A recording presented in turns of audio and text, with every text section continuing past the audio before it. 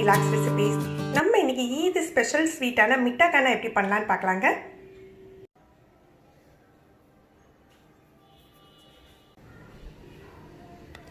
நான் இன்னைக்கு 100 கிராம் ஜீரா சம்பா அரிசி எடுத்திருக்கேன். இதை மிக்சியில் 1-2 உடச்சி எடுத்துக்கலாம்.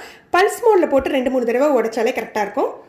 100 கிராம் ஜீரா சம்பா அரிசிக்கு 100 கிராம் இனிப்பு இல்லாத கோவா எடுத்திருக்கேன். இது இப்போ எல்லா பேக்கரியிலையும் அவைலபிளாக இருக்குது. உங்களுக்கு இனிப்பு இல்லாத கோவா கிடைக்கலன்னா என்ன பண்ணலாங்கிற டிப்ஸையும் நான் சொல்லிடுறேன்.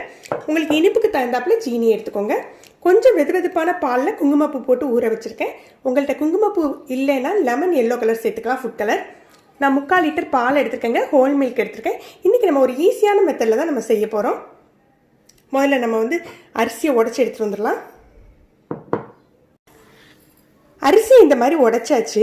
உடைச்சிட்டு என்ன பண்ணணும்னா, ஒரே ஒரு தடவை தண்ணியில் அலசிட்டு நல்ல தண்ணி விட்டு ஒரு 20 நிமிஷம் ஊற வச்சுக்கலாங்க. அந்த ஊற வச்ச தண்ணியை வடிச்சிடாதீங்க, அதே தண்ணியில் நம்ம குக் பண்ணலாம். அதில் நல்ல வாசம்லாம் இறங்கியிருக்கும். அதனால் முதல்ல அலசிட்டு நல்ல தண்ணி விட்டு ஊற வச்சிடலாம்.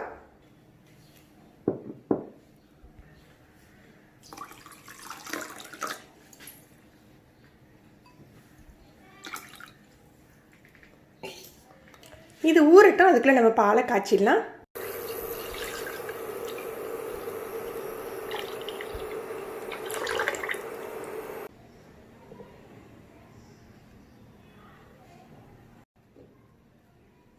இன்றைக்கி நம்ம மிட்டா கானா ப்ரெஷர் குக்கரில் தாங்க பண்ண போகிறோம்.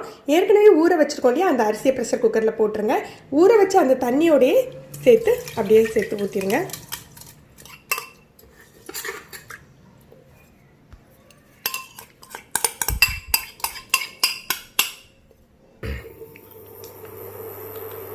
இதில் டேஸ்ட்டுக்கு கொஞ்சமாக உப்பு, ஒரு 1/4 டீஸ்பூன் தான் போட்டிருக்கேன்.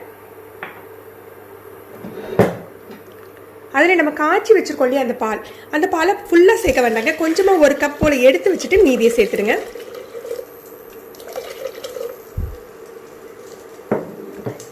நம்ம பாலில் வேக வைக்கிறதுனால நல்ல லோ ஃப்ளேமில் தாங்க வேக வச்சுக்கணும். இல்லை பொங்கி பொங்கி வரும், நமக்கு குக்கருக்கு வெளியில் வந்துடும். அதனால் லோ ஃப்ளேமில் வேக வச்சுக்கோங்க.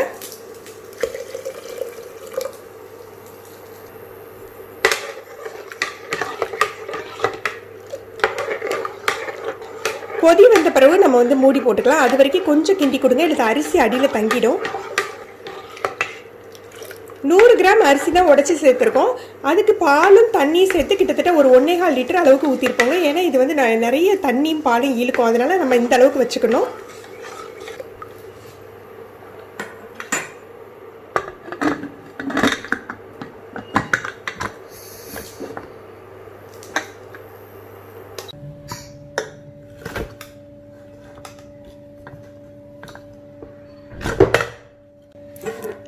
லோ ஃப்ளேம்லேயே ஒரு 20 நிமிஷம் கிட்ட வச்சுருக்கேங்க.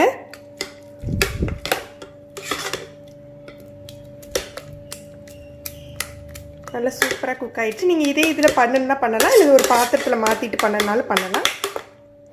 இப்போ நல்லா தெரியணுங்கிறதுக்காக தான் இந்த பாத்திரத்தில் மாற்றி வச்சுருக்கேன். 100 கிராம் அரிசிக்கு பாருங்கள், கிட்டத்தட்ட 1.25 லிட்டர் விட்டுருக்கோம், பாலும் தண்ணியும் சேர்த்து. அது அத்தனையுமே இது இழுத்துட்ருக்கு.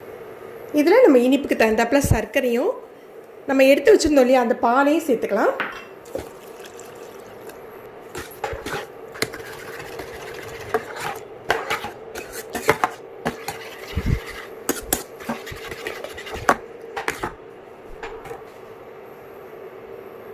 குங்குமப்பூ ஊற வச்சிருந்த பாலை சேர்த்துக்கலாம்.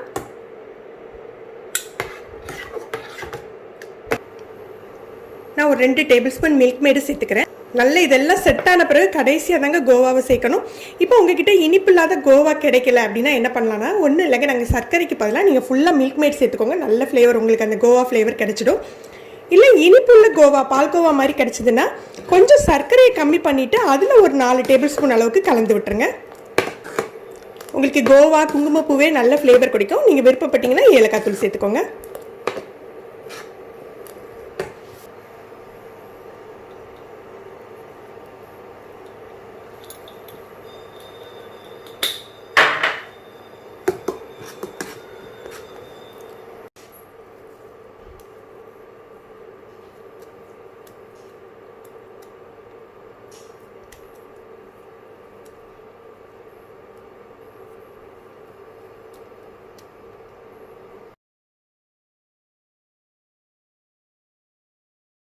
இப்போ கோவா சேர்த்து நல்லா கலந்து விட்டாச்சுங்க.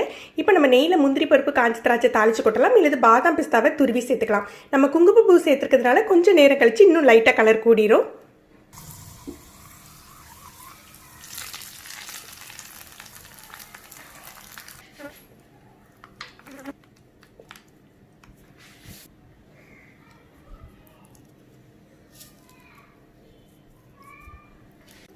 ஃப்ரெண்ட்ஸ், நம்ம ஈது ஸ்பெஷலான மீட்டா கனா தயாராகிடுச்சு. நீங்களும் இந்த ரெசிபி ட்ரை பண்ணி பாருங்கள், கமெண்ட் பண்ணுங்கள். இந்த வீடியோ உங்களுக்கு பிடிச்சிருந்ததுன்னா லைக் பண்ணி ஷேர் பண்ணுங்கள். தேங்க்யூ.